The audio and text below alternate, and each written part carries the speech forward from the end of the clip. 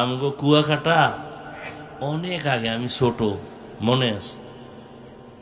আমগো বঙ্গোপসাগর তো তো বন্যা চলে, তো এক দরবেশ আইছে জঙ্গল থেকে, দরবেশ তো মাজা সমান পানিতে ভাসতেছে, ভাসতে ভাসতে আইছে, পুরা এলাকায় ছড়ায় গেছে পানি দরবেশ।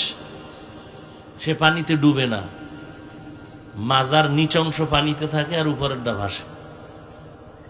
বাজারে ডেট ফেল যত গোলাপ জল ছিল ওনার ফুয়ে সব শেষ, নাই। তো আমার আব্বা খুব গরম মেজাজের মানুষ, খবর পাই আসছেন, সেই বন্যা চলে এই অবস্থা। পরে কয়, আপনি তো দরবেশ? বলে হ্যাঁ। তা আপনি কোনো আল্লাহওয়ালার সাথে সম্পর্ক আছে? তো কহা উজানি চরমনা এদের সাথে আছে। তা আব্বা বানায়া কইতেছে, চরমনার পিসাব যে গত বছর বয়ানে বলছে একজন পানি দরবেশ আসতে পারে, পাইলি তারে বাইন্দা রাখবা। আপনি এটা শুনছেন? এই কথা কইছে পরে উনি উঠে গেছে। উঠা আমাদের এপার ওপার একটা খাল আছে, উনি নাইমে গেছে নদী, নাইমে ওপার উঠে গেছে, অর্থাৎ ঢাকামুখী। তা আব্বায় আমরা নৌকা দিয়ে আবার এপার আসছি, তো আর ধৈরা পাওয়া যায় নাই।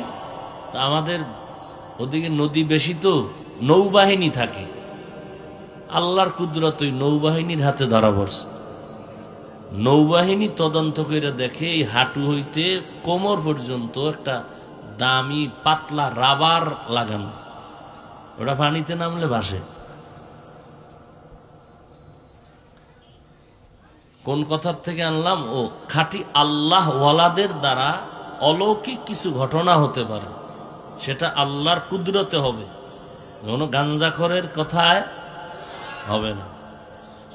এটাও মনে রাখবেন।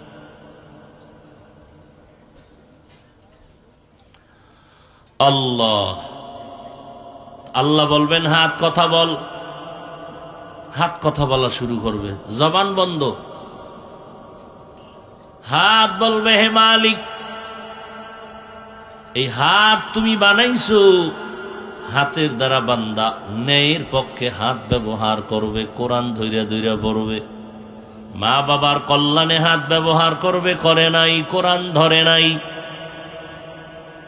বরং এই হাতের দ্বারা অন্যায়ের পক্ষে সাপোর্ট দিছে, কলম হাতে নিয়া ন্যায়ের বিরুদ্ধে কলম ঘুরাইছে। চোখ বলবে, আল্লাহ, এই চোখ দিয়া মা বাবা দেখবে সওয়াব, এই চোখ দিয়া আলেম দেখবে সওয়াব, এই চোখ দিয়া কাবা দেখবে সওয়াব, এই চোখ দিয়া কোরআন শরীফ দেখে দেখে পড়বে সওয়াব।